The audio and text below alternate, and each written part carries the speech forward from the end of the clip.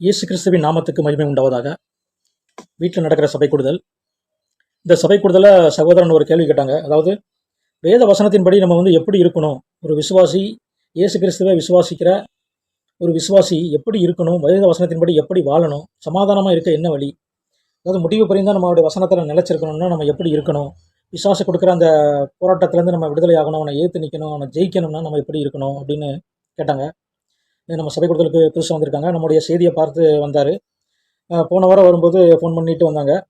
அதாவது உங்களுக்கு ஒரு 6-7 வருஷமாக அந்த ஆர்த்ரட்டிஸ் முழங்கால் வலி, எங்கள் ஹாஸ்பிட்டல் எங்கெல்லாமோ போயிருக்காங்க, ஒன்றும் சுகமாகலை. எத்தனையோ சர்ச்செலாம் போயிருக்காங்க. ஆனால் என்ன அப்படின்னா, இயேசு ராஜா நமக்கு சொன்ன அந்த வார்த்தைகளை நிலைச்சிருக்க நம்மளை ஒப்பு கொடுக்கும் போது தான், அந்த வசனத்துக்கு நான் உங்களுக்கு கீழ்ப்படிவேன் அப்படின்னு அவரோடு உடன்படிக்கை பண்ணும்போது தான் நம்ம ஜெயிக்க முடியும், அதாவது பாவத்திலேருந்து விடுதலையாக முடியும். ஸோ அது வரைக்கும் இந்த இயேசு ராஜாவுடைய வசனத்துக்கு கீழ்ப்படியாமல் இருக்கிறோன்னா நம்ம பாவத்தில் இருக்கிறோம் தான் அர்த்தம். நம்ம சரீர பிரகாரமாக செய்கிற பாவம் வேறு, அதே சமயத்தில் அவருடைய வசனத்துக்கு கீழ்ப்படியாததான் பெரிய பாவமே. ஸோ பிரதர் வந்தாங்க. நம்ம போன வாரம் நம்ம சீசர்கள் எல்லாரும் ஒன்று சேர்ந்து நம்ம கட்டளை போட்டால் அவங்களுக்கு சரியாயிடுச்சு. இப்போ இந்த வாரம் வந்தாங்க. ஸோ அவங்களோட கேள்வி என்னென்னா, இப்போ நியாயப்பிரமாணம் உண்டுங்கிறாங்க, ஒருத்தங்க இல்லைங்காங்க, சர்ச்சைக்கு ஒழுங்காக போகணும், ஓய்வு நாளை கடைப்பிடிக்கணும், தசமாலாம் கொடுக்கணும், அப்படி இருந்தால் தான் நம்ம சரியாக இருக்க முடியும், நீங்கள் வீட்டில் இருக்க சபை கூடுதலாம் செய்யணுங்க அப்படின்னு ஒரு சில முரண்பாடுகள்லாம் இருக்கா, இதை நான் எப்படி எது சரின்னு நான் எப்படி புரிஞ்சுக்கிறது அப்படிங்கிற மாதிரியான ஒரு கேள்வியை அவங்க கேட்குறாங்க.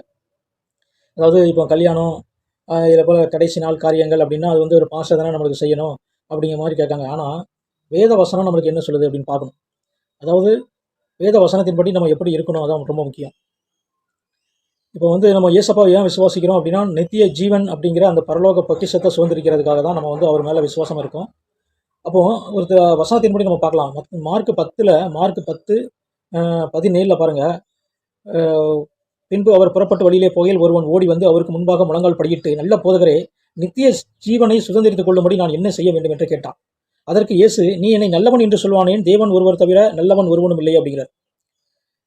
இப்போ நல்லவன் நான் ஏன்பா என்ன சொல்கிற, தேவன் ஒருத்தர் தான் நல்லவர் சொல்லிட்டு இப்போ அவனுக்கு என்ன சொல்கிறாரு அப்படின்னா, விபச்சாரம் செய்யாதிருப்பாயாக, கொலை செய்யாதிருப்பாயாக, களவு செய்யாதிருப்பாயாக, பொய் சாட்சி சொல்லாதிருப்பாயாக, வஞ்சனை செய்யாதிருப்பாயாக, உன் தகப்பனையும் உன் தாயையும் கனம் பண்ணுவாயாக என்ற கற்பனைகளை அறிந்திருக்கிறாயே என்றார்.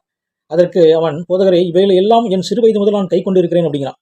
இந்த கற்பனைலாம் சொன்ன உடனே, இதெல்லாம் நான் சின்ன வயசுலேருந்து செஞ்சுக்கிட்டு இருக்கேன் அப்படின்னு சொல்லும்போது, இயேசு அவனை பார்த்து அவனிடத்தில் அன்பு கூர்ந்து, உன்னிடத்தில் ஒரு குறை உண்டு அப்படிங்கிறார். உன்னிடத்தில் ஒரு சின்ன குறை இருக்குப்பா அப்படிங்கிறார்.